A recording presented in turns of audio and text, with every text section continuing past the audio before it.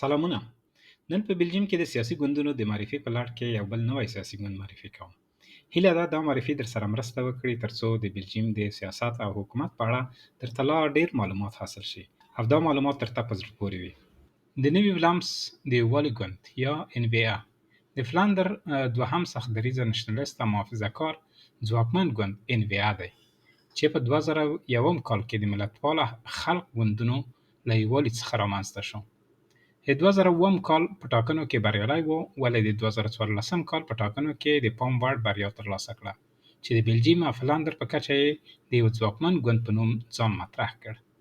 دا ګوند د ولامس بلانک په څیر د فلاندر سیمې په خپلواکۍ فکر کوي او په تدریجي ډول د بلجیم د تجزیې غوښتونکی دی. د 2019 کال په ټاکنو کې خوند نه وه او خپلې ډېرې رایې ولامس بلانک ته له لاسه ورکړې، خو بیا هم د بلجیم د فدرال پارلمان د 25 څوکیو په خپلولو سره یې بیا هم ځان تر ډېره مخکښ وساته. د 2018 کال په دسمبر میاشت کې چې کله د کډوالو په اړه د نړیوالو قوانینو نوې لایحه د بلجیم د لومړي وزیر لخوا لاسلیک شوه، دوی له حکومت څخه په اعتراضي ډول ووتل. د کډوالو په برخه کې دوی د سختو قوانینو غوښتونکي دي.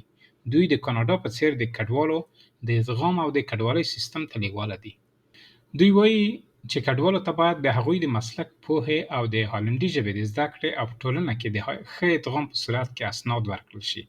د غیر قانوني کډوالو د شتون مخالفت کوي او د دوه ګوني تابعیت درلودونکو بلجیمیانو لپاره داسې قانون غوښتونکي دي چې که چیرې د کوم جرم مرتکب کیږي باید بلجیمي تابعیت یا نشنلټي ترې واخیستل شي. د متمرکز او غښتلي فدرال حکومت مخالفت کوي. په سیمه ییزه کچه د مالیاتو د کمښت او د سیمه ییزو واکونو د ډیروالي غوښتونکي دي.